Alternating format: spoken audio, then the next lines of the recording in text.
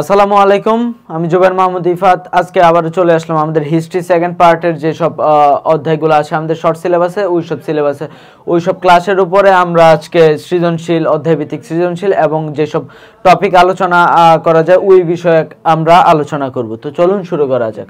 প্রথমে যদি আমরা হিস্ট্রি সেকেন্ড পেপার চ্যাপ্টার 2 এর প্রথম যে সৃজনশীলটি আছে সেটি যদি আমরা দেখি, তাহলে এই ক্ষেত্রে আমরা দেখতে পারবো যে এই ক্ষেত্রে বলা আছে প্রথমে যে বিপ্লব পূর্ব ফরাসি সমাজ কয়টি বিভাগে সম্প্রদায় বিভক্ত ছিল। এটি ছিল মূলত তিনটি বিভাগে, ঠিক আছে। ফার্স্ট স্টেট, সেকেন্ড স্টেট এবং থার্ড স্টেট। এটা মূলত আমরা পরবর্তীতে আরো এগুলো নিয়ে আলোচনা করব, যেগুলা কি কি সম্প্রদায় ছিল। মেইনলি যাজক সম্প্রদায়, অভিজাত সম্প্রদায় এবং থার্ড স্টেট যারা আর কি বুর্জোয়া সম্প্রদায়, এই সম্প্রদায়গুলো ছিল।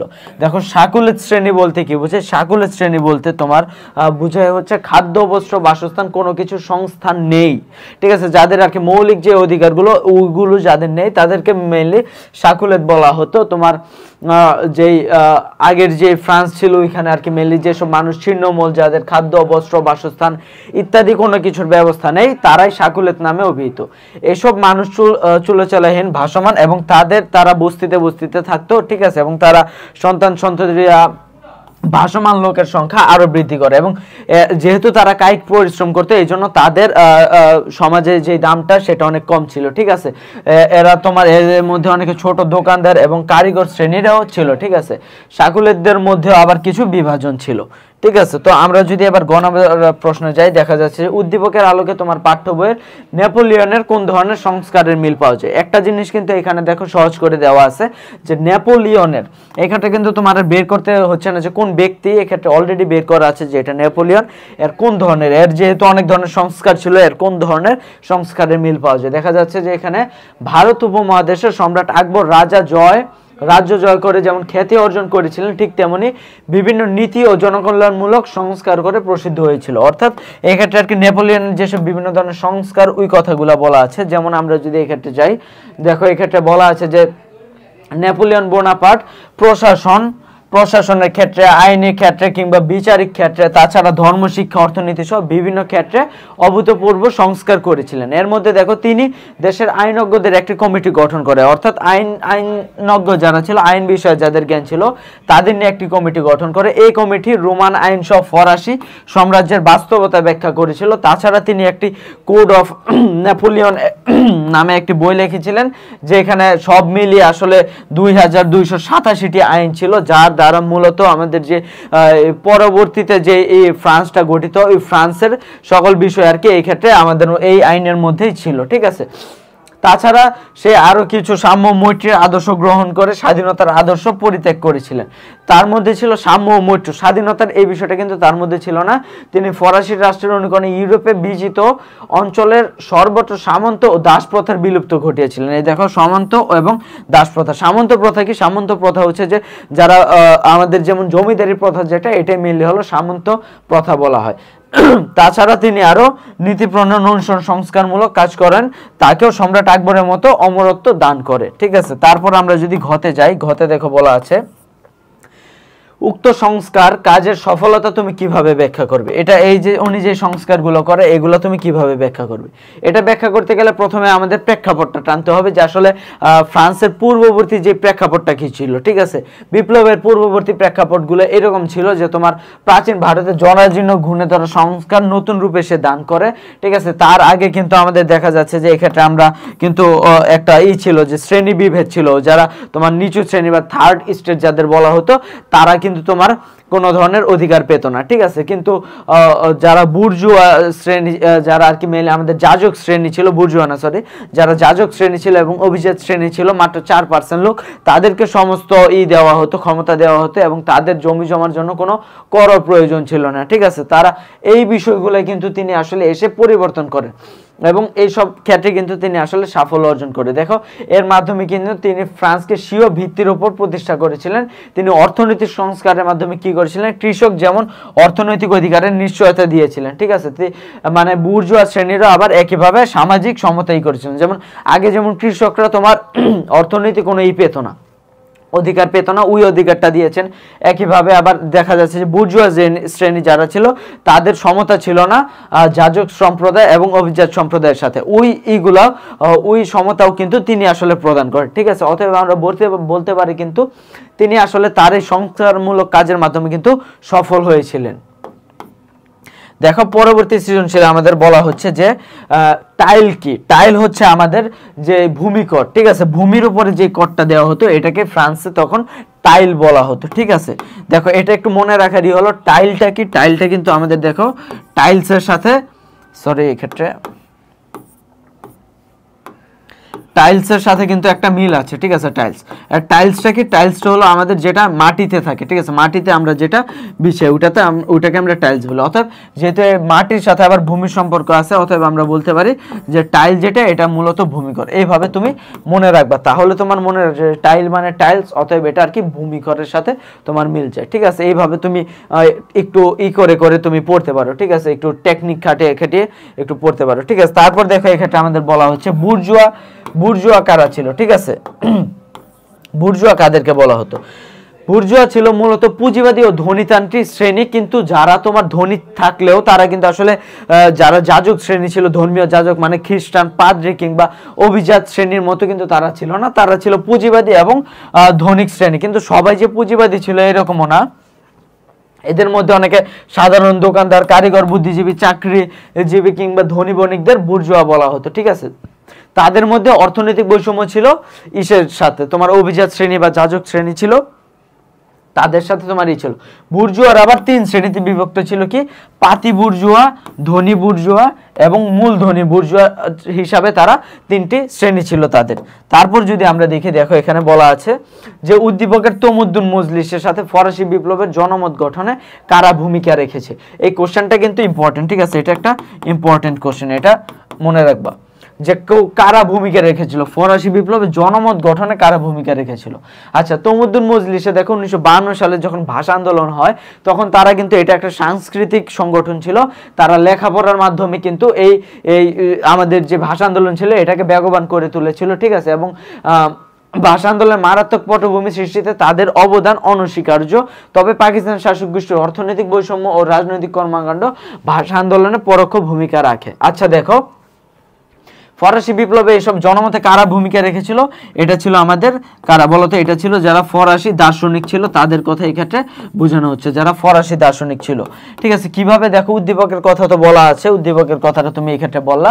তারপর দেখলা পাঠ্য বই থেকে আমরা কি জানতে পারি, পাঠ্য বই থেকে আমরা জানতে পারি যারা ফরাসি সমাজে বিপ্লবের বেশ আগে থেকে জ্ঞানদীপ্ত। দেখো বিপ্লব বলতে কি বুঝি, বিপ্লবের যে সংজ্ঞাটা আমরা পড়েছি, বিপ্লব কিন্তু কোনো একদিনের ঘটনা না যে হ্যাঁ আজকে একটা মানুষ মারা গেল এবং তারপর আমরা ওটা নিয়ে মিছিল করলাম সড়ক নিরাপদ, ঠিক আছে, নিরাপদ সড়ক নামে, এটা কিন্তু কোনো বিপ্লব না।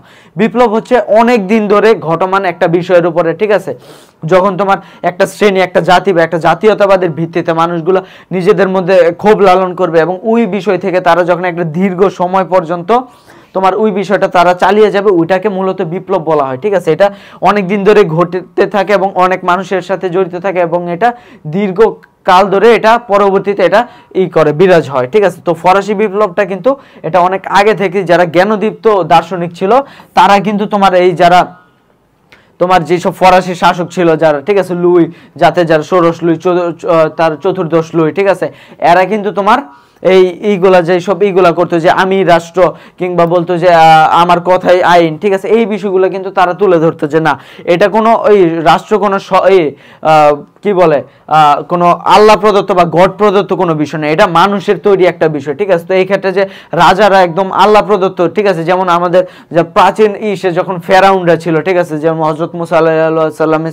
আলাইহিস সালামের সময় যারা ছিলেন, ঠিক আছে, তখন কিন্তু যে এই বিষয়টা ফেরাউন যারা ছিল তারা মনে করতে তারা দেবতা, ঠিক আছে, তারা ঈশ্বর। কিংবা আমাদের যখন ইউসুফ নবীদের আমলে যে ছিল মিশরের যেসব রাজারা ছিল তারাও কিন্তু ভাবতো যে তারা ঈশ্বর প্রদত্ত, যেমন তাদের ছিল খোদা ছিল আমুন, ঠিক আছে। তো তারা ভাবতো যে তারা আমুন খোদার একটা মনে কর পৃথিবীতে একটা রূপ, ঠিক আছে। যেমন হিন্দুদের মধ্যে যে ধারণাটা আছে যে তারা হিন্দুদের যারা অবতার ছিল তারাও এক একটা তোমার গড, ঠিক আছে, এরকম আর কি করা হতো প্রাচীন ফ্রান্সেও কিন্তু এই বিষয়গুলোই করা হতো। কিন্তু আমাদের যারা দার্শনিক ছিল তারা বিভিন্ন বইয়ের মাধ্যমে কিংবা মানুষকে জ্ঞান চর্চার মাধ্যমে কিংবা মানুষকে জ্ঞান বিলানোর মাধ্যমে তারা এই বিষয়গুলো তারা সমাজে ব্যাপক প্রভাব ফেলে। তার ফলে তারা মধ্যযুগীয় যে রাজতন্ত্র পরিত্যাগ করে আধুনিক সাম্য, মৈত্রী এবং স্বাধীনতার চেতনা, এটা কিন্তু মনে রাখবা, সাম্য, মৈত্রী, স্বাধীনতা, ঠিক আছে, এই চেতনাকে ধারণ করে ফরাসি রাষ্ট্র ব্যবস্থা গড়ার যুক্তি তুলে ধরেন। এবং এই ক্ষেত্রে কিছু দার্শনিকের নাম না বললেন না, দার্শনিক ভলতেয়ার ছিলেন,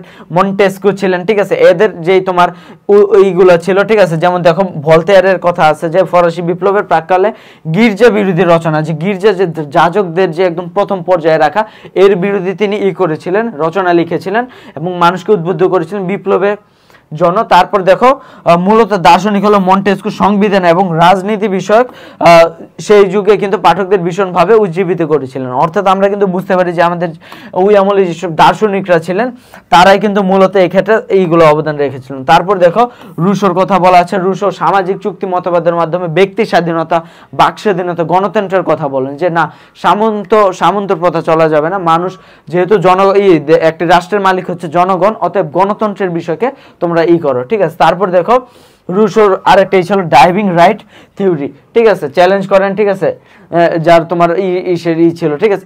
এইভাবে কিন্তু তারা আসলে দেখো তুমি এই দার্শনিকরা, ঠিক যেমন ভাষা আন্দোলনের সময় আমাদের তমুদ্দুন মজলিসের সাংস্কৃতিক সংগঠনের মাধ্যমে তারা কিন্তু ভাষা আন্দোলনের এই রূপটাকে তুলে ধরেন এবং বেগবান করে তোলেন, ঠিক একইভাবে কিন্তু আমাদের যে ফরাসি আন্দোলন বা ফরাসির যে বিপ্লব বা আধুনিক যে ফ্রান্স, এটা গড়ার ক্ষেত্রে কিন্তু তারা দেখো তোমার এই দার্শনিকরা অনেক গুরুত্বপূর্ণ ভূমিকা পালন করেছিল।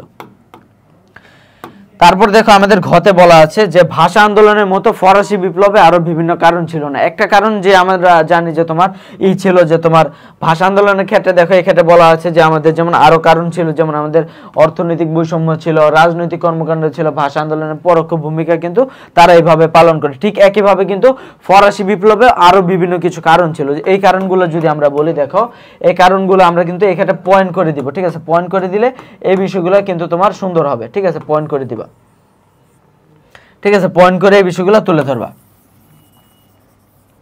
দেখো এই ক্ষেত্রে আমরা যদি বলি যে তোমার এই ক্ষেত্রে আরো কি কি কারণ ছিল, যেমন আমরা তো প্রথমে এই ক্ষেত্রে উদ্দীপকের কথা বলবো, তারপর দেখো রাজতন্ত্রের সীমাহীন কারণে, ঠিক আছে, রাজাদের যে সীমাহীন যে ক্ষমতা, এর কারণে 1614 সালে কিন্তু ফ্রান্সের স্টেট জেনারেল নামক সর্বোচ্চ প্রতিনিধি পরিষদ অকার্যকর হয়েছিল। তারপর প্যারিস পার্লামেন্ট কিংবা রাজকীয় বিচারালয়গুলোর যে স্বৈরাচারী যে ইগুলো ছিল, তাদের স্বৈরাচারী যে মনোভাব ছিল এবং তাদের কথাই সব, ঠিক আছে, তাদের কথাই আইন, তারাই রাষ্ট্র, এই যে বিষয়গুলো ছিল এবং মানুষের যে স্বাধীন যে ইগুলা ছিল না, মতামত প্রকাশের যে ছিল না, এগুলা, তারপর তাদের ব্যক্তির স্বার্থে, যাজকদের ব্যক্তি স্বার্থ, অভিজাত শ্রেণীদের ব্যক্তি স্বার্থ, তাদের স্বেচ্ছাচারিতা, ঠিক আছে, তাদের দুর্নীতি, অমিতব্যয়িতা, এইসব কারণে কিন্তু দেখো তোমার এই ফরাসি বিপ্লবের কিন্তু বিস্তারটা ঘটে। অর্থনৈতিক সংকট কিন্তু তীব্রতর, অর্থনৈতিক বৈষম্য, সামাজিক ক্ষেত্রে বৈষম্য, তারপর রাজনৈতিক ক্ষেত্রে বৈষম্য, সকল ক্ষেত্রে যে বৈষম্য, এই বিষয়গুলো কিন্তু তোমার এই ফরাসি বিপ্লবকে ত্বরান্বিত করে। তারপর দেখো পরের যে সৃজনশীল, এখানে বলা হচ্ছে কোন শাসকের সময় ফরাসি বিপ্লব সংগঠিত। কোন শাসকের সময় বলতো ফরাসি বিপ্লব হয়? ষোড়শ লুই, মানে 16তম লুই যিনি ছিলেন, 16তম লুইয়ের সময় কিন্তু ফরাসি বিপ্লবটা সংগঠিত হয়, ঠিক আছে। তারপর দেখো এক্ষেত্রে বলা হচ্ছে, আমি কিন্তু এটা এই ওয়ার্ডটা আগেও বলেছি, থার্ড স্টেট। থার্ড স্টেট কারা? থার্ড স্টেট বলতে মূলত আমাদের দেখো তৃতীয় সম্প্রদায় বা ফ্রান্সের অধিকারবিহীন, ফ্রান্সের শুধুমাত্র দুইটা শ্রেণীর অধিকার ছিল, এক ছিল যাজক সম্প্রদায়ের এবং দ্বিতীয় ছিল তোমাদের যারা অভিজাত সম্প্রদায় ছিল। এই ক্ষেত্রে কিন্তু যারা থার্ড স্টেট, তাদের কিন্তু কোনো তাদের কিন্তু কোনো অধিকার ছিল না। দেখো যাজক এবং অভিজাত শ্রেণী ছাড়া ফ্রান্সের অন্যান্য যত সাধারণ গোষ্ঠী আছে, ঠিক আছে, যারা ডাক্তার, ইঞ্জিনিয়ার, ঠিক আছে, কিংবা শিল্পী, গ্রন্থাগার, বণিক, তারপর যত লোক আছে, আইনজীবী, বুদ্ধিজীবী, সবাই হলো তোমার এই তৃতীয় শ্রেণী, যাদের অর্থনৈতিক, সামাজিক, সাংস্কৃতিক অবস্থা মোটেও ভালো ছিল না এবং তারা কিন্তু তোমার এই তৃতীয় শ্রেণী বা থার্ড স্টেট ছিল, ঠিক আছে। তারপর দেখো এক্ষেত্রে গতে বলা হচ্ছে উদ্দীপকে যে বিপ্লবের কথা বলা হয়েছে তা পাঠ্যপুস্তকের আলোকে ব্যাখ্যা করো। এটা একটা খুবই গুরুত্বপূর্ণ, যে ফরাসি বিপ্লবের যে বিষয়টা, ঠিক আছে, তুমি যতগুলো স্টার পারো দিয়ে দিবা, ঠিক আছে, যত স্টার পারো এটার মধ্যে দিয়ে দিবা। সবচেয়ে গুরুত্বপূর্ণ একটা কোশ্চেন এই অধ্যায়ের জন্য, ঠিক আছে, ফরাসি বিপ্লব।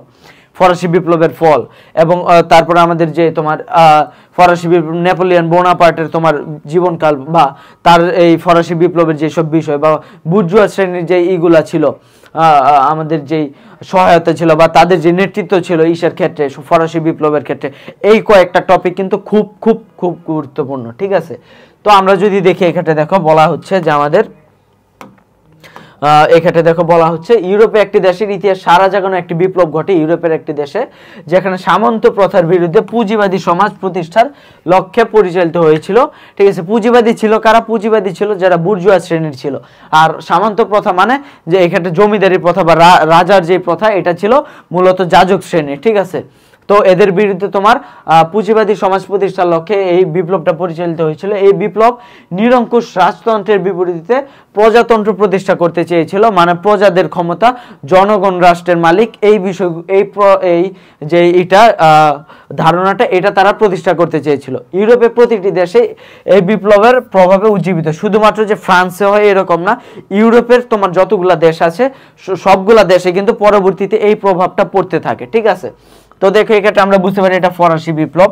তো আমরা তারপর দেখো ফরাসি বিপ্লবের ঘটনা বলা আছে যে 1789 সালে যে ফরাসি বিপ্লব ঘটে সেটার বিষয় এখানে তুলে ধরা হয়েছে। তারপর দেখো যে এক্ষেত্রে তারা যে এইগুলা করেছিল, ফরাসি বিপ্লব কিভাবে ঘটেছিল দেখো।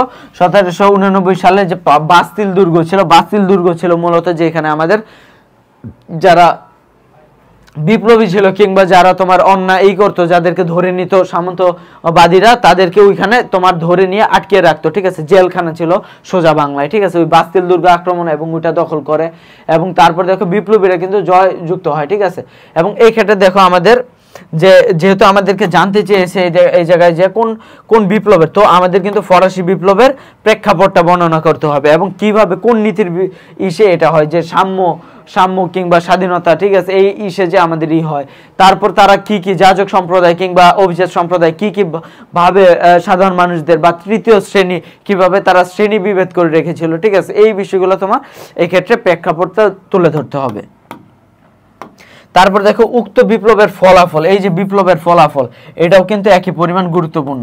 ঠিক আছে, যে এটার ফলাফলটা কি ছিল, এটার ফলাফল ছিল সুদূর প্রসারী, যার মাধ্যমে তোমার সামন্ত প্রথাটা বা যে রাজার যে রাজ্য শাসন কিংবা রাজার এই যে তোমার ঈশ্বর প্রদত্ত নিয়ম, এই ঈশ্বর প্রদত্ত নেতা ছিল, এই বিষয়টা করা হয় এবং প্রজাতন্ত্র বা পুঁজিবাদীর যে ধারণা, এই ধারণাটা তারা প্রতিষ্ঠা করা হয়। ঠিক আছে, তারপর দেখো বুর্জুয়া গণতান্ত্রিক রাষ্ট্রে রূপান্তরিত হওয়ার সুযোগ লাভ করে, তারপর ফরাসি বিপ্লবের জন্য সংবিধান প্রণয়ন করে, তারপর আইন প্রণয়ন করা হয় কিংবা বিচার কার্য প্রণয়ন করা হয়।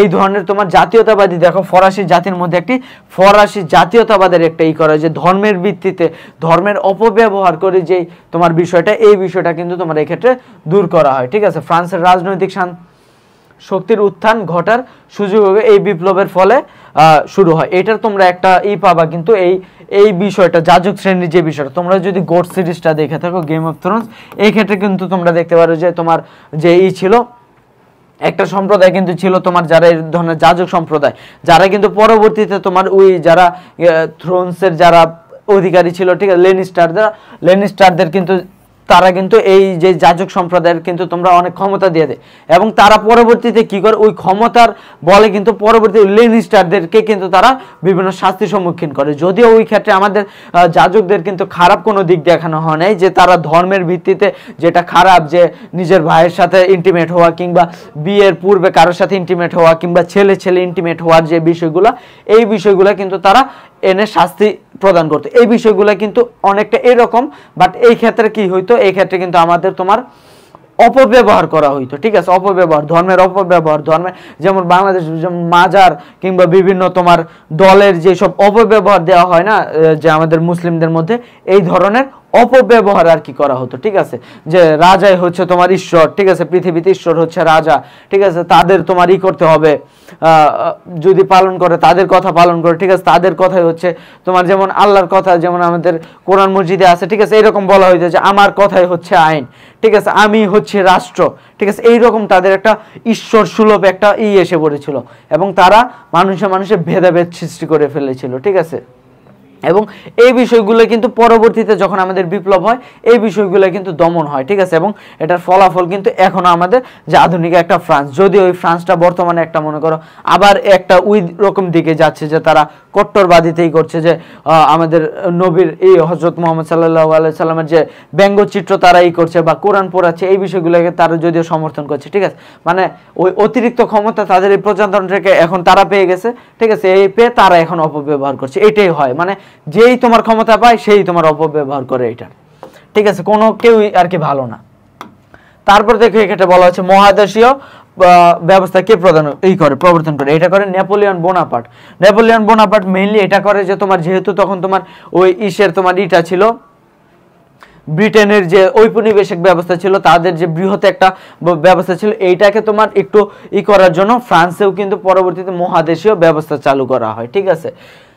তারপর দেখো এই ক্ষেত্রে বলা হয় ফরাসি বিপ্লবের মূল মন্ত্র কি ছিল। ফরাসি বিপ্লবের মূল মন্ত্র ছিল কিন্তু আমাদের এই যে তোমার সাম্য, মৈত্রী, স্বাধীনতা, ঠিক আছে। এইটা ছিল মূল মন্ত্র, এটা মনে রাখবা। যেমন আমাদের ছাত্রলীগ বা আওয়ামী লীগের মূল মন্ত্র কি, শিক্ষা, শান্তি, প্রগতি, ঠিক এইরকম হচ্ছে সাম্য, মৈত্রী, স্বাধীনতা। এটা ছিল আমাদের ফরাসি বিপ্লবের মূল কথা, ঠিক আছে। এবং এগুলোকে ব্যাখ্যা করবে যে তাদের যে সাম্যের ভিত্তিতে বা মৈত্রীর ভিত্তিতে কিংবা তাদের এই ইসের গরিব শ্রেণী কিংবা বুর্জুয়া শ্রেণীর যেসব ইসের যে স্বাধীনতার যে বিষয়টা, এইটাই ছিল ফরাসি বিপ্লবের মূল, যেটাই তাদেরকে একই জাতীয়তা বা একই জাতির আন্ডারে এনে কিন্তু এইগুলা বিপ্লবটা করা হয়, ঠিক আছে। তারপর দেখো এক্ষেত্রে আমাদের গতে বলা হচ্ছে যে উদ্দীপকের রাজার সাথে তোমার পাঠ্যবইয়ের কোন শাসকের সাদৃশ্য রয়েছে। দেখো আলকা রাজ্যের রাজা তার রাজ্যে আধুনিকায়ন করেন, নিজের রাজ্যকে বিশ্বের সর্বোচ্চ আসনে অধিষ্ঠিত করার জন্য তিনি বিভিন্ন পদক্ষেপ গ্রহণ করেন। তার বিভিন্ন সংস্কারের ফলে দেশে অর্থনৈতিক উন্নত সাধিত হয়, কিন্তু ভুল পদক্ষেপের কারণে শেষ পর্যন্ত তিনি ব্যর্থ হন। কার কথা এখানে বলা হচ্ছে, মানে তার কিছু উন্নতিও ছিল এবং পরবর্তীতে সে কিন্তু কিছু ক্ষেত্রে ব্যর্থ হয়। তো এটা ছিল আমাদের কিন্তু নেপোলিয়ন বোনাপার্টের ক্ষেত্রে। নেপোলিয়ন বোনাপার্ট, ঠিক আছে। নেপোলিয়ন বোনাপার্টের কথা কিন্তু এই ক্ষেত্রে আমাদের বলা হচ্ছে। কিভাবে দেখো নেপোলিয়ন বোনাপার্টের সাথে এই ক্ষেত্রেই দেওয়া যাচ্ছে। নেপোলিয়ন বোনাপার্ট তোমার কি ছিল, নেপোলিয়ন ছিলেন বিপ্লবের অগ্নিময় তরবারি, ঠিক আছে। তার আদর্শ ছিল তিনটি, সাম্য, মৈত্রী, স্বাধীনতা। এর ফলে সে কিন্তু আসলে যেখানে গেছে সেখানে কিন্তু পুরাতনের যেই খারাপ যে বিষয়গুলো আছে সেগুলোর পতন ঘটিয়েছে এবং তারপর অর্থনৈতিক ও সামাজিক জীবনে কিন্তু একটা ব্যাপক উন্নতি করেছেন। এবং এইভাবে তার কিন্তু আরো কিছু তোমার দেখো কোড অফ নেপোলিয়ন বের করে, ঠিক আছে। এরকম নানা বিষয় কিন্তু দেখো ব্যাংক অফ ফ্রান্স প্রতিষ্ঠা করে, কিংবা দেখো তুমি আরো বিভিন্ন করে, কিন্তু এই ব্যাংক অফ ফ্রান্স প্রতিষ্ঠা করে, ঠিক আছে। কিন্তু সে আরো কি কি কাজ করে, এর উপর অধিক কর প্রদান করে, ঠিক আছে। এর উপরে অধিক একটা কর প্রদান করে, তীব্র আর্থিক শোষণের শুরু করে। তারপর দেখো আরো বলা যায় যে তোমার এই ক্ষেত্রে ফ্রান্সের মানুষের ভালো করতে গিয়ে ইউরোপের শোষণ নীতি তিনি শুরু করেন। যেহেতু তিনি ফ্রান্সের লোক ছিলেন, এই জন্য ফ্রান্সের মূল করতে গিয়ে তিনি কিন্তু আসলে ইউরোপের মধ্যে তিনি শোষণ করা শুরু করেন, ঠিক আছে। এইসব ভুল পদক্ষেপের কারণে কিন্তু পরবর্তীতে তিনি আসলে ব্যর্থ হন, যেটা আমরা পরবর্তীতে জানতে পারবো যে তিনি আসলে কিভাবে ব্যর্থ হন। যুদ্ধ করতে গিয়ে ওই ওয়াটারলুর যুদ্ধতে তিনি আসলে হেরে যান কিভাবে, ওই বিষয়টা আমরা দেখতে পারবো। কিন্তু এটা আসলে আমরা এইটুকু জানলে হচ্ছে যে তার আসলে ভালো কাজ এবং খারাপ কাজগুলো তুলে ধরে আমরা বলতে পারি উদ্দীপকের সাথে ওই লোকের সাথে কিন্তু আমাদের এটা মিলে যাচ্ছে, ঠিক আছে। তারপর দেখো এক্ষেত্রে ঘতে বলা হচ্ছে শাসকের সংস্কারমূলক পাঠ্যপুস্তকের। তার মানে আমরা যে সংস্কারমূলক যে কথাগুলো বললাম এই কথাগুলোই তোমার আবার ঘতে এসে বলতে হচ্ছে, ঠিক আছে। যে তিনি আসলে কি করলেন, তিনি 1800 সালে ব্যাংক অফ ফ্রান্স প্রতিষ্ঠা করলেন। তারপরে তিনি অর্থনৈতিক, সামাজিক, প্রশাসনিক, ঠিক আছে, শিক্ষামূলক, ধর্মীয়, সামাজিক কাজে সংস্কার সাধন করলেন। পুরাণতন্ত্রের যে সংস্কার এটা তিনি সাধন করলেন। তারপর তিনি কি করলেন দেখো, স্টক এক্সচেঞ্জ স্থাপন করে ফটকা ব্যবসা নিয়ন্ত্রণ করলেন, ঠিক আছে। ডিক্রি জারি করলেন, জাতীয় সেনাবাহিনী তিনি গঠন করলেন। এগুলা পয়েন্ট করে দিবা যে এটা করলেন, এটা করলেন, এটা করলেন, ঠিক আছে। তারপর তার সবচেয়ে উল্লেখযোগ্য সংস্কার ছিল কোড অফ নেপোলিয়ন বা আইনবিধি। যেমন বাংলাদেশে যেমন আমাদের সংবিধানে এরকম তোমার সংবিধান প্রণয়ন করলো, যার মধ্যে 2287টি আইন ছিল, ঠিক আছে।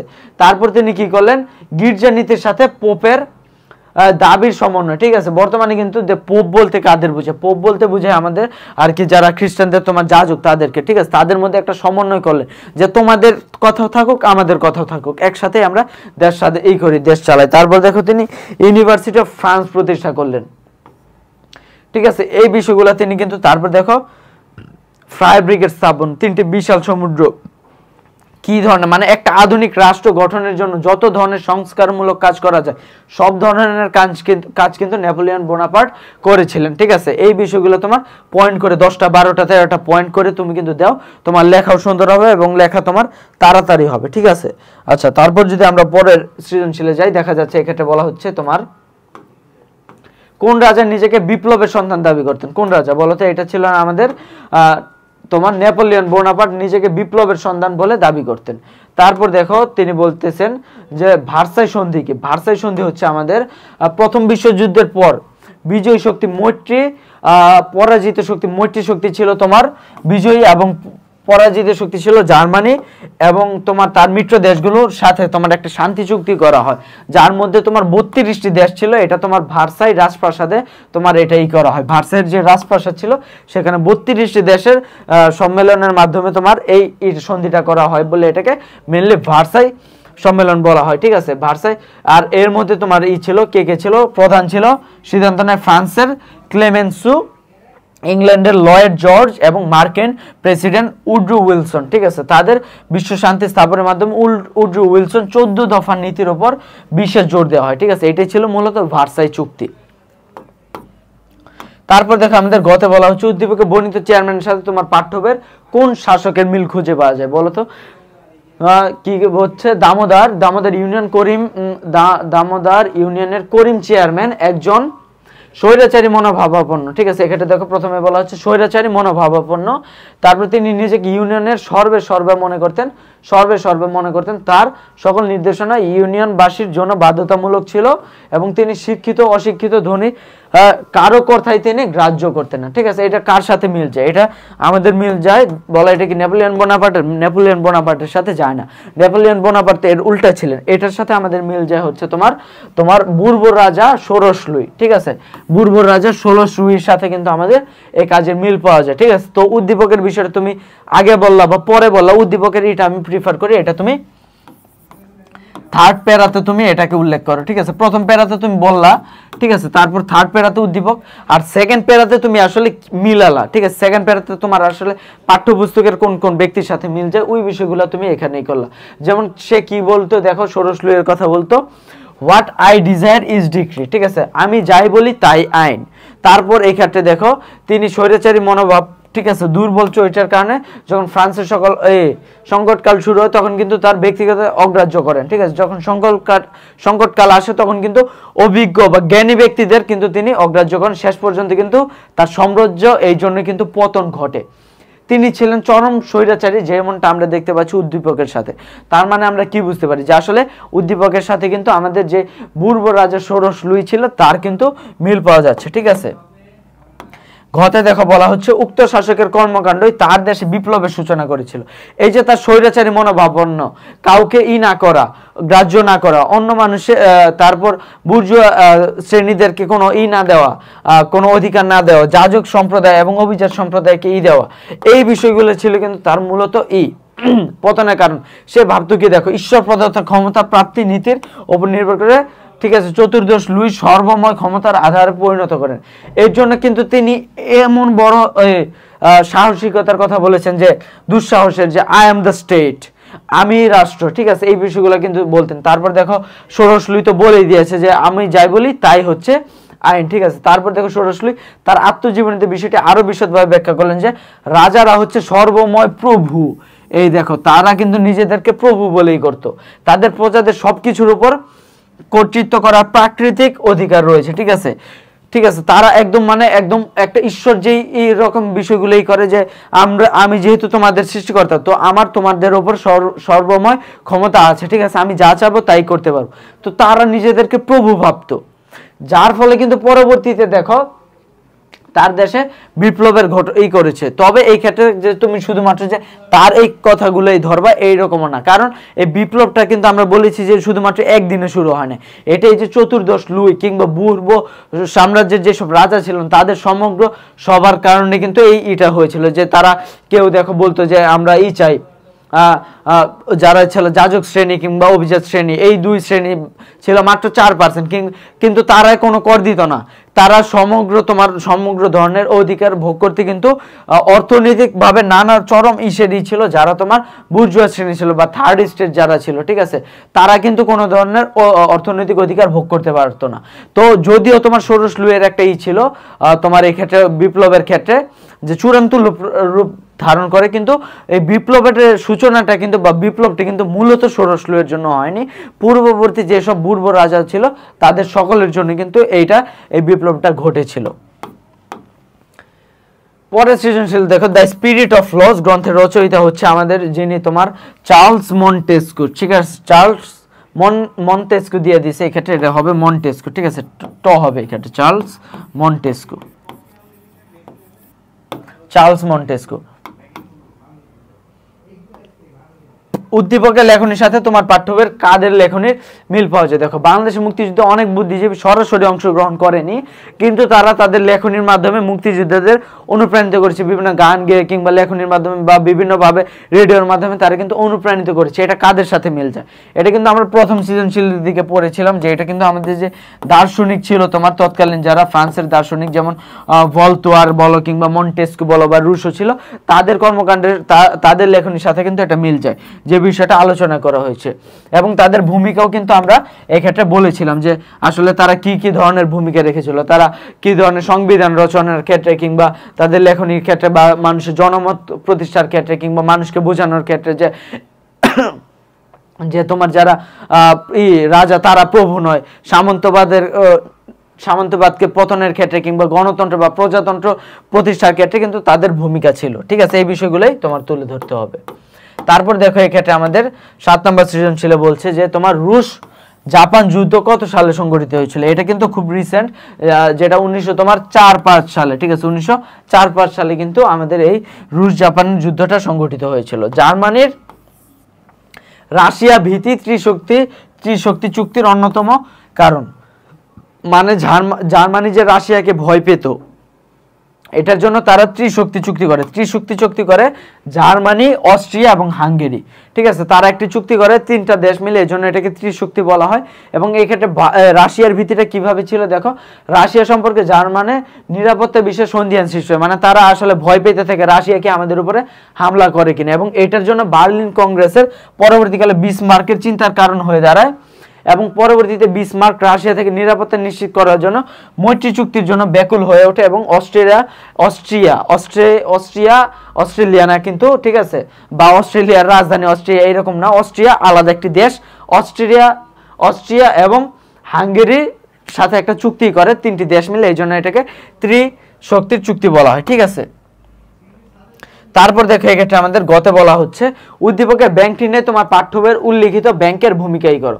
তো দেখো, বাংলাদেশ কেন্দ্রীয় ব্যাংকের নাম বাংলাদেশ ব্যাংক, এটি বিভিন্ন বাণিজ্যিক ব্যাংক এবং অন্যান্য অর্থনৈতিক প্রতিষ্ঠানের সাথে সমন্বয় শৃঙ্খলা রক্ষা বিধিবিধান জারির মাধ্যমে জাতীয় অর্থনৈতিক উন্নয়নে গুরুত্বপূর্ণ ভূমিকা পালন করে। তো উদ্দীপকের সাথে আমাদের পাঠ্যবইয়ের কোন ব্যাংকের মিল আছে? যে ব্যাংকটির মিল আছে সেটি হচ্ছে ব্যাংক অফ ফ্রান্স।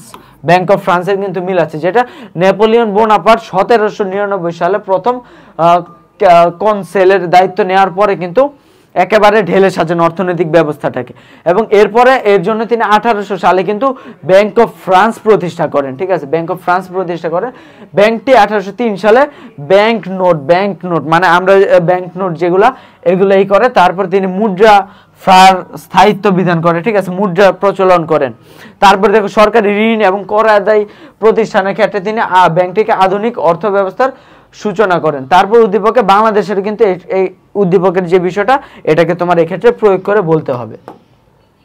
ঘতে দেখো বলা হচ্ছে উক্ত ব্যাংক প্রতিষ্ঠার মাধ্যমে রাষ্ট্রপ্রধান ও প্রজাতন্ত্রের কল্যাণ সাধন করেছিলেন, ঠিক আছে। ব্যাংকটা আমাদের ব্যাংক তখনকার যে রাষ্ট্র এবং প্রজা সাধনের জন্য কি কল্যাণ সাধন করেছিলেন, ঠিক আছে, এটা বলবে যথার্থ। এবং তারপর তুমি এখানে পয়েন্ট করে দাও। তুমি পয়েন্ট পয়েন্ট করে দিও যে এই কল্যাণ সাধন করেছেন, ঠিক আছে, যে কল্যাণ সাধন করেছে, ঠিক আছে, যে কল্যাণ সাধন করেছে,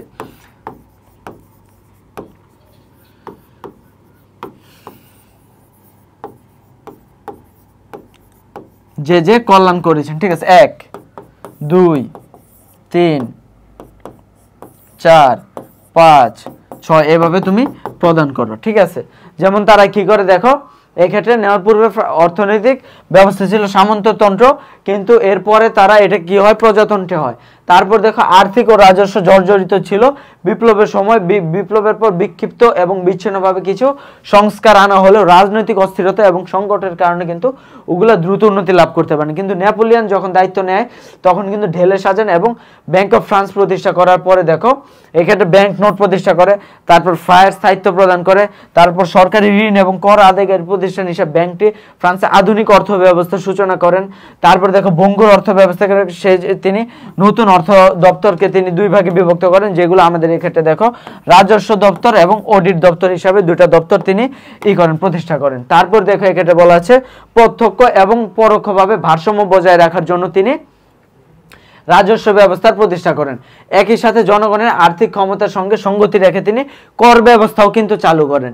তিনি দেখো ব্যাংক থেকে 6% সুদে ঋণ দানের ব্যবস্থা করেন, যে 6% সুদ দিতে হবে তোমার।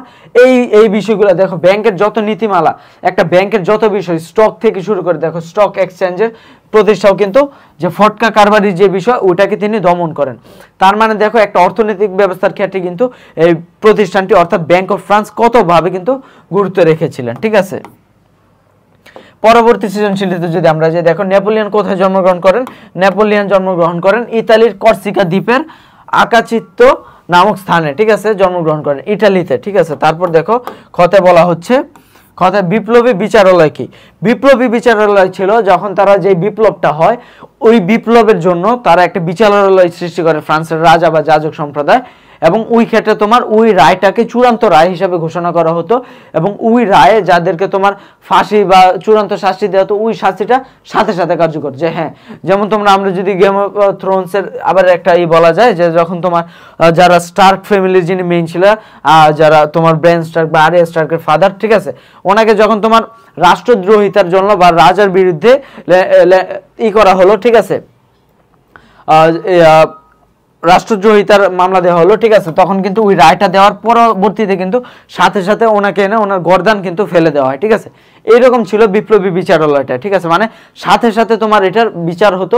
এবং এটার জন্য বাংলাদেশে যেমন তোমার জজ কোর্টে একটা বিচার দিলে তুমি গিয়ে তারপর ওইটার আপিল করতে পারবা হাইকোর্টে, তারপর ওইটা না হলে তুমি আবার আপিল বিভাগ কি করতে পারবা, তাও তোমার না হলে তুমি রিভিশন বা রিভিউ করাইতে পারো। এরকম কোনো সিস্টেম ছিল না। তোমার বিপ্লবী তোমার এটা যদি প্রমাণ করে এবং তারপর তোমার এই বিচারটা যেটা দেবে ওইটাই চূড়ান্ত বিচার, এবং ওইটার শাস্তিও তোমার একই সাথে দিয়ে দেওয়া হবে। তারপর দেখো উদ্দীপকের কারণগুলো তোমার পাঠ্য হবে কোন বিপ্লবের কারণের সাথে সামঞ্জস্য। সংগঠিত হওয়ার পিছনে বহুবিধ কারণ রয়েছে। একটি বিপ্লব অধিকার ভোগী ধ্বংসপ্রাপ্ত হয়, পরিশেষে বুর্জুয়া শ্রেণীর নেতৃত্বে পুরাতনকে ভেঙে একটি নতুন শাসন ব্যবস্থা। এটা কোনটা বলো তো? এটা হচ্ছে আমাদের যে ফরাসি বিপ্লবটা ছিল ওইটা। ফরাসি বিপ্লব আমরা অলরেডি আলোচনা করে এসেছি। এবং পরে দেখো বুর্জুয়া শ্রেণীর নেতৃত্বে তৎপর গঠন ঘটে, ঠিক আছে। এই ক্ষেত্রে মূলত আমাদের যে ভূমিকাটা ওই ভূমিকাটা তোমার এই ক্ষেত্রে তুলে ধরতে হবে এই কোশ্চেনটার আলোকে, ঠিক আছে। যদি দেখো এই ক্ষেত্রে বলা আছে, হ্যাঁ আমি মনে করি ফ্রান্সের সাধারণ মানুষ বুর্জুয়া শ্রেণীর নেতৃত্বে পুরাতন সমাজ ব্যবস্থা ভেঙে নতুনই করে। কি ভাবে? যেমন আমাদের অর্থনৈতিক ক্ষেত্রে, তারপর রাজনৈতিক ক্ষেত্রে আমাদের সামন্ততন্ত্র ভেঙে গণতন্ত্র বা প্রজাতন্ত্র আনা হয়, অর্থ ব্যবস্থা আমাদের নতুন মুদ্রার স্থায়িত্ব দেওয়া হয়, তারপর ব্যাংক ঋণের ব্যবস্থা করা হয়, স্টক এক্সচেঞ্জ করা হয়, ফটকা কারবারের পরিবর্তে, ঠিক আছে, এই বিষয়, ঠিক আছে। তারপর কর সবার জন্য দেওয়া করা হয়, তারপর ব্যাংক থেকে ঋণের যে বিষয়টা, সামরিক ক্ষেত্রে বা সকল ক্ষেত্রে যে বিষয়গুলা, এটা কিন্তু তুমি করতে পারবা, ঠিক আছে। যে পুরাতনে কি ছিল, যে 4 ভাগ মাত্র ছিল তোমার অভিজাত শ্রেণী বা যাজক শ্রেণী, কিন্তু 96 ভাগ ছিল তোমার বুর্জুয়া শ্রেণী বা থার্ড স্টেজ যাদের বলা হয়, ঠিক আছে। এইটার তোমার হয় বৈষম্যটা লোপ হয়, ঠিক আছে। এই বিষয়গুলো তোমার এক্ষেত্রে বলতে হবে, ঠিক আছে, যে এটা কিন্তু পরবর্তীতে ফরাসি বিপ্লবটা হয় কিন্তু মূলত বুর্জোয়া জনগণের নেতৃত্বে তৎপর হয়, কারণ তারাই ছিল সবচেয়ে বেশি নিগৃহীত লোক, যেহেতু তারা সবাই থার্ড স্টেটের ছিল, তাদেরকে আসলে কোনো ধরনের দেওয়া হতো না, ঠিক আছে, কি বলে যে অধিকার বা কিছু এই ধরনের কোনো কিছু দেওয়া হতো না। এই জন্য কিন্তু পরবর্তীতে তাদের নেতৃত্বে কিন্তু আমাদের হয়, ফরাসি বিপ্লবটা হয়। দেখো তারপরে সৃজনশীলে বলা হচ্ছে গ্যাবেলা কি। গ্যাবেলা হচ্ছে আমাদের তোমার লবণের উপর যে করটা, ঠিক আছে, গ্যাবেলা কর। গ্যাবেলা হচ্ছে লবণের উপর যে করটা, এটাকে বলা হতো গ্যাবেলা। তারপর টেনিস কোর্ট শপথ কি। টেনিস কোর্ট শপথটা একটু ইন্টারেস্টিং। দেখো ফ্রান্সের রাজা এবং যাজক সম্প্রদায়ের পরিচিত, ঠিক আছে, তৃতীয় সম্প্রদায়কে ধর্ম করার জন্য জাতীয় পরিষদ অধিবেশন স্থগিত করা হয় এবং ওইখানে কিন্তু তালা মেরে দেওয়া হয় এবং সামরিক বাহিনী কিন্তু ওইখানে মোতায়েন করা হয়। এবং এটা দেখার পরে ওই যারা বুর্জোয়া শ্রেণীর যারা ছিল তারা কিন্তু ওইখানে যে টেনিস কোর্টটা ছিল, ওই টেনিস কোর্টে তারা শপথ গ্রহণ করে যে তারা যতদিন না হবে, রাজতন্ত্র করতে না, নিয়মতান্ত্রিক রাজতন্ত্র প্রতিষ্ঠা করতে না পারবে, ততদিন তারা এই আন্দোলন সুসংঘবদ্ধভাবে চালিয়ে যাবে। এটাকে টেনিস কোর্টের শপথ বলা হয়, ঠিক আছে। গতে দেখো বলা হচ্ছে উদ্দীপকে তমুদ্দুন মজলিসে ফরাসি বিপ্লব জনমত গঠনের ভূমিকা রেখেছে। ফরাসি বিপ্লব দেখো তমুদ্দুন মজলিস লেখালেখি, এই যে আমাদের যে দার্শনিকদের যে বিষয়টা ছিল একদম সেম কোশ্চেন উঠেই, যে প্রথম বলা হচ্ছে দার্শনিকদের বিষয় তুমি করবা এবং পরে তুমি দার্শনিকদের এই লেখনী ছাড়াও আরো যে বিভিন্ন কারণগুলো ছিল ওই কারণগুলো তোমার এই ক্ষেত্রে তুলে ধরতে হবে, একদম সেম। তারপরে সৃজনশীলে দেখো আমাদের বলা হচ্ছে যে তোমার কত সালে ভার্সাই সন্ধি হয়। ভার্সাই সন্ধি হয় কিন্তু আমরা এটা বলে দিয়েছি 1919 সালে, 1919, ঠিক আছে, 1919। তারপর দেখো এক্ষেত্রে খতে আমাদের বলা হচ্ছে যে তোমার এই ক্ষেত্রে কে লিজিয়ন অফ অনার কি, লিজিয়ন অফ অনার, ঠিক আছে। লিজিয়ন অফ অনারটা কি? লিজিয়ন অফ অনার হচ্ছে আমাদের এক ধরনের উপাধি যেটা 1802 সালে 19 মে নেপোলিয়ন বোনাপার্ট প্রবর্তন করে, ঠিক আছে। 1802 সালে এটাকে প্রবর্তন করে নেপোলিয়ন বোনাপার্ট। এটি ফ্রান্সের সর্বোচ্চ সম্মাননা ছিল, ফ্রান্সের সর্বোচ্চ সম্মাননা ছিল লিজিয়ন অফ অনার, ঠিক আছে। এটা 5 ভাগে বিভক্ত, নাইট, তারপর দেখো officer, commander, grand officer, grand cross. Bangladesh যেমন আমাদের মুক্তিযুদ্ধের জন্য সর্বোচ্চ কি বীর শ্রেষ্ঠ, তারপর হলো আমাদের বীর উত্তম, তারপর যেগুলো আছে, ঠিক আছে, ওইটা ঠিক একই রকম ভাবে এই ক্ষেত্রে আমাদের কিন্তু তোমার এই যে তোমার ফ্রান্সের তোমার ছিল লিজিয়ন অফ অনার, যার মধ্যে আবার 5টা ভাগ ছিল। গতে দেখো বলা হচ্ছে উদ্দীপকের শাসকে তোমার পঠিত কোন শাসকের মিল রয়েছে। শেরশাহ শুধু সাহসী বীর এবং সমর কুশলী নেতাই ছিলেন না, শাসক হিসাবেও তিনি ছিলেন অত্যন্ত দক্ষ। শাসন কাজের সুবিধার জন্য সমস্ত দেশকে তিনি 47 ভাগে ভাগ করেন এবং এছাড়া তিনি কল্যাণের জন্য ধর্মীয় এবং সকল ক্ষেত্রে দেখো প্রতিটি বিষয়ে নজর দেন। নিজেই গোলা বারুদ আগুন লেগে মৃত্যুবরণ করেন। আচ্ছা, এটার সাথে কার আছে? এটা হলো আমাদের নেপোলিয়ন বোনাপার্টের, কিন্তু নেপোলিয়ন বোনাপার্টের কিন্তু এক্ষেত্রে মিল আছে। এবং দেখো ঘতে কিন্তু ইন্টারেস্টিং কোশ্চেন বলা হচ্ছে তাদের মৃত্যুর যে বৈসাদৃশ্য।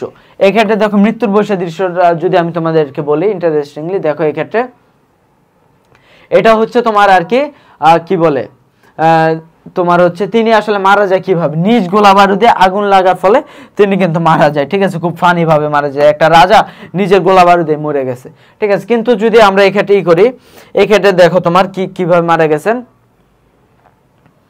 দেখো তোমার এক্ষেত্রে তোমার কিন্তু যে ছিলেন, ঠিক আছে, তিনি কিন্তু মূলত একজন বিপ্লবের সন্তান বলা হতো এবং তিনি যত পুরাতন তন্ত্র আছে এগুলাকে ঢেলে তিনি সাজাইতেন এবং পরবর্তীতে কিন্তু শুধুমাত্র ফ্রান্স না, তিনি সমগ্র ইউরোপ, ইভেন কি তিনি এই আমাদের উপমহাদেশেও কিন্তু এসেছিলেন তোমার যুদ্ধ করতে, ঠিক আছে। উনি যুদ্ধের নেশায় মত্ত হয়ে গিয়েছিলেন এবং এর ফলে কি হচ্ছে, এত যুদ্ধ করার ফলে বা এত বিপ্লব করার ফলে কিন্তু তার যে মেইন লোকগুলো ছিল তারা কিন্তু মারা যাচ্ছিল এবং তার যেহেতু সমগ্র বড় বড় অঞ্চলকে তিনি দখল করতে চাচ্ছিলেন, এর জন্য কিন্তু তার সৈন্য সামন্ত কিন্তু বড় প্রয়োজন ছিল। এর জন্য তিনি কি করতেন, এর জন্য কিন্তু তিনি দেখো বিভিন্ন দেশ থেকে তিনি করতেন, যেমন বিভিন্ন দেশ থেকে তিনি এই যোদ্ধাদেরকে করতেন, কিন্তু বিভিন্ন দেশের যে যোদ্ধা ছিল তারা কিন্তু আসলে তার জাতীয় চেতনায় ছিল না, ঠিক আছে, উজ্জীবিত ছিল না, কারণ তারা অন্য দেশের, তারা তোমার ভয়ে তোমার জন্য কাজ করছে, তারা তো নিজের দেশকে স্বাধীন করার জন্য কোনো কাজ করছে না, ঠিক আছে। এই জন্য দেখা যাচ্ছে তারা কিন্তু মন থেকে কাজ করতো না, কিংবা তারা কিন্তু অনভিজ্ঞ ছিল। এর ফলে দেখা যায় যখন তোমার ইসের সাথে ব্রিটিশের সাথে তোমার নেপোলিয়নের সাথে ব্রিটিশদের যে যুদ্ধটা হয়, ওয়াটারলু যুদ্ধ, ঠিক আছে, এই যুদ্ধতে তিনি হেরে গিয়েছিলেন, ঠিক আছে, এবং তারপর কিন্তু সেন্ট হেলেনায় তিনি নির্বাসিত হন, এবং ওইখানে কিন্তু তিনি দেখো তিনি কিভাবে মারা গেল, এখানে কিন্তু নির্বাসিত, সেখানে আর্সেনিকে আক্রান্ত হয়ে মৃত্যুবরণ করে, এই যে আর্সেনিকে আক্রান্ত হয়ে কিন্তু সেখানে মৃত্যুবরণ করে। আর উদ্দীপকে কিভাবে মারা যায়, নিজ গোলা বারুদে মারা যায়। অতএব আমরা বুঝতে পারি যে তাদের মৃত্যুর মধ্যে কিন্তু বৈসাদৃশ্য রয়েছে। তারপর দেখো এক্ষেত্রে আমাদের বলা হচ্ছে ইয়ং ইতালি কে প্রতিষ্ঠা করেছে, বা নতুন ইতালি, ঠিক আছে, এটা প্রতিষ্ঠা করেন জোসেফ মৎসেনি, ঠিক আছে, জোসেফ মৎসেনি কিন্তু আমাদের ইয়ং ইটালিটা প্রতিষ্ঠা করেন। তারপর দেখো সন্ত্রাসের রাজত্ব সম্পর্কে কি জানো এটা ব্যাখ্যা। সন্ত্রাসের রাজত্ব বলতেই তো দেখো ফরাসি বিপ্লবের ইতিহাসে জাতীয় কনভেনশনের শাসনামলে জ্যাকোবিন নামক রাজনৈতিক দল যে কলঙ্কজনক ত্রাসের রাজত্ব কায়েম করেছিল, এটিকে ইতিহাসে সন্ত্রাস। দেখো ফরাসি বিপ্লবের পরে কিছু কিন্তু তোমার রাজনৈতিক দল উত্থাপিত হয়, যেটার মধ্যে একটা ছিল জ্যাকোবিন। এই জ্যাকোবিন কিন্তু পরবর্তীতে দেখো কলঙ্কজনক ত্রাসের রাজত্ব সৃষ্টি করেন, ঠিক আছে, এই ত্রাসের রাজত্ব সৃষ্টি করেন, এটাকে কিন্তু আমরা সন্ত্রাসের রাজত্ব বলে করছি, ঠিক আছে, নামকরণ করছি। দেখো সন্ত্রাসী রাজত্বের প্রধান স্থপতি কে ছিলেন, রোবশপিয়র, ঠিক আছে, রোবশপিয়র ছিলেন এটার প্রধান স্থপতি, এবং সন্ত্রাসের রাজত্বের স্থায়িত্ব ছিল কতদিন, দেখো 1793 সাল থেকে 1794 সালের 28 জুলাই পর্যন্ত, প্রায় তোমার 1 বছর তোমার 3 মাসের মতো, ঠিক আছে। এবং রোবশপিয়রের গিলেটিনে হত্যার মধ্যে দিয়ে সন্ত্রাসী রাজত্বের অপসারণ হয়, মানে তার যে হত্যা, তার হত্যার মাধ্যমে কিন্তু এই আমাদের সন্ত্রাসী রাজত্বের কিন্তু অপসারণ ঘটে। উদ্দীপকের সাথে তোমার পাঠ্যপুস্তকের কোন বিপ্লবেরই আছে, অষ্টাদশ শতাব্দীর শেষার্ধে ইউরোপের একটি দেশে এমন একটি বিপ্লব সংঘটিত হয় যেখানে সমাজের একটি বিশেষ সম্প্রদায় লেখনীর মাধ্যমে তার দেশের জনগণকে বৈষম্যমূলক শাসনের বিরুদ্ধে সোচ্চার করে তোলে, এবং অধিকার বঞ্চিত জনগণের দীর্ঘদিনের শাসন ও শোষণের বিরুদ্ধে সচেতন হয়ে বিপ্লবী ভাবধারা উজ্জীবিত হয়। এটা কার সাথে, এটা হচ্ছে আমাদের যে ফরাসি বিপ্লবের সাথেই। আর এই ক্ষেত্রে উক্ত ব্যক্তি কারা, এই ক্ষেত্রে উক্ত ব্যক্তি হচ্ছে আমাদের যারা দার্শনিক ছিল, ঠিক আছে, এই ক্ষেত্রে দার্শনিক কারা ছিল, ভলতেয়ার ছিল, রুশো ছিল, মন্টেস্কিউ ছিল, ঠিক আছে, তাদের ভূমিকাগুলো তুমি তুলে ধরতে হবে, ঠিক আছে, যে ভলতেয়ারেরই এগুলা ছিল, মন্টেস্কিউর ভূমিকা এটা ছিল, রুশোর এটা ছিল, ঠিক আছে, এই বিষয়গুলো তোমার ভূমিকাগুলো এই ক্ষেত্রে তুলে ধরতে হবে। তারপর দেখো পরের সৃজনশীল বলা হচ্ছে টাইথ কি, টাইথ হচ্ছে আমাদের ধর্মকর, ঠিক আছে, টাইথ হচ্ছে ধর্মকর, টাইল হচ্ছে ভূমিকর, গ্যালবান হচ্ছে তোমার লবণের কর, আর টাইথ হচ্ছে ধর্মকর। তারপর দেখে এক্ষেত্রে মহাদেশীয় ব্যবস্থাকে বলতে কি বুঝো, মহাদেশীয় ব্যবস্থা প্রবর্তন করেছিলেন নেপোলিয়ন বোনাপার্ট, ঠিক আছে, ব্রিটেনকে এক ঘরে বা অর্থনৈতিকভাবে দুর্বল করতে, তাদেরকে পরাজিত করতে কিন্তু সম্রাট নেপোলিয়ন কিন্তু এই ব্যবস্থা, মহাদেশীয় ব্যবস্থা কিন্তু প্রবর্তন করেন। এই ব্যবস্থার আলোকে নেপোলিয়ন অন্যান্য ইউরোপীয় দেশকে ইংল্যান্ডের সাথে সামরিকভাবে যোগাযোগ নিরোধ করেন, ঠিক আছে, যাতে অন্যান্য দেশগুলো সামরিকভাবে ইসের সাথে ব্রিটেনের সাথে যোগাযোগ না করতে পারে, মূলত ইংল্যান্ডকে ব্যতিব্যস্ত করতে এই ব্যবস্থা কিন্তু তিনি প্রবর্তন করা হলো, পরবর্তীতে যদিও সফল হয় না, কারণ এই নৌশক্তিতে বলিয়ান ইংল্যান্ড ঠিকই তার বাণিজ্যিক স্বার্থ বজায় রাখতে, কিন্তু তারা কিন্তু ইংল্যান্ড কিন্তু অনেক বেশি শক্তিশালী ছিল, ঠিক আছে, এই নৌবহরের দিক দিয়ে, এই জন্য কিন্তু তাদেরকে আর এটা কিন্তু করতে পারেনি, মহাদেশীয় ব্যবস্থা কিন্তু করতে পারেনি, প্রণয়ন করতে পারেনি বা শক্তিশালী করতে পারেনি। দেখো গত বলা হচ্ছে উদ্দীপকে বর্ণিত রাজা হাম্বুরাব্বির সাথে ফ্রান্সের কোন সম্রাটের কর্মকাণ্ড। দেখো হাম্বুরাব্বি কে ছিলেন, প্রাচীন মেসোপটেমিয়ার একজন রাজা ছিলেন হাম্বুরাব্বি। তার শাসনামলে বেশ কিছু অঞ্চলের আইনের সমন্বয়ে আইন সংকলন করা হয়, যা কোড অফ হাম্বুরাব্বি। কোড অফ হাম্বুরাব্বি একটা বৈশিষ্ট্য আমরা দেখলাম, তার এই আইনের মাধ্যমে তিনি শাসন কার্য পরিচালনা করতেন, তার এই আইনের প্রয়োগে সমাজে ব্যাপক পরিবর্তন এসেছিল, এবং তার এই আইন সংকলন পৃথিবীর ইতিহাসে অমরত্ব দান করেছে। এটা কার, এটা হচ্ছে এই যে কোড অফ হাম্বুরাব্বি, এটা কিন্তু কোড অফ নেপোলিয়নের সাথেই যায়, অর্থাৎ এটা কোন সম্রাটের সাথে যাচ্ছে, ফ্রান্সের নেপোলিয়নের সাথে যাচ্ছে, ঠিক আছে, এবং নেপোলিয়নের তোমার কি কি সংস্কারমূলক কাজ করেছে ওই বিষয়গুলো তোমার তুলে ধরতে হবে, ঠিক আছে, এবং তারপর এই ক্ষেত্রে তোমার এটা প্রয়োগ করতে হবে এই ক্ষেত্রে। আর ঘতে দেখো বলা হচ্ছে উক্ত কর্মকাণ্ড বিশ্বের ইতিহাসে উক্ত সম্রাটকে বিশেষ স্থানে, মানে উক্ত সম্রাটকে নেপোলিয়ন বোনাপার্ট, নেপোলিয়নের কাজগুলা কি ছিল এবং তার কাজগুলা কিভাবে তাকে বিশেষ স্থানে অধিষ্ঠ করেছে, যেগুলো প্রিভিয়াসলি আলোচনা করা হয়েছে, ওই বিষয়টাই তোমার এক্ষেত্রে আবার তুলে ধরতে হবে। ঠিক আছে, তারপর দেখো আমরা পরবর্তী ইস্যু যদি যাই, দেখো সকল বোর্ড 2018-তে ছিল দ্য পার্সিয়ান লেটার্স গ্রন্থটি কার লেখা, এটা ছিল আমাদের চার্লস মন্টেস্কো। ঠিক আছে, মন্টেস্কোর লেখা ছিল এটা। তারপর দেখো খতে বলা হচ্ছে টেনিস কোর্ট শপথ কি, এটা আমরা পড়েছি। উদ্দীপকে ভিন্নত ফরাসি বিপ্লবের কোন বিষয়ে সাদৃশ্য পাওয়া যায়, আমাদের স্বাধীনতা সংগ্রামের ইতিহাসে বুদ্ধিজীবীদের অবদান অত্যন্ত গুরুত্বপূর্ণ লেখনির মাধ্যমে, অর্থাৎ এটা কাদের, এটা কিন্তু ওই যে দার্শনিকদের যে বিষয়টি ওইটার কিন্তু আমাদের এক্ষেত্রে মিল পাওয়া যায়, মানে এটা আমরা অলরেডি দেখে আসছি। উক্ত ব্যক্তিদের ভূমিকা অপরিহার্য করে তুলেছে, তাদের ভূমিকা এটাও দেখে এসছি। তারপরে সৃজনশীল দেখো বলা হচ্ছে এক্ষেত্রে, এটাও সকল বোর্ড 2018-তে ছিল। আমি রাষ্ট্র উক্তিটি কার, আমি রাষ্ট্র আমরা কিন্তু অলরেডি বলে এসছি, এটা উক্তিটি ছিল আমাদের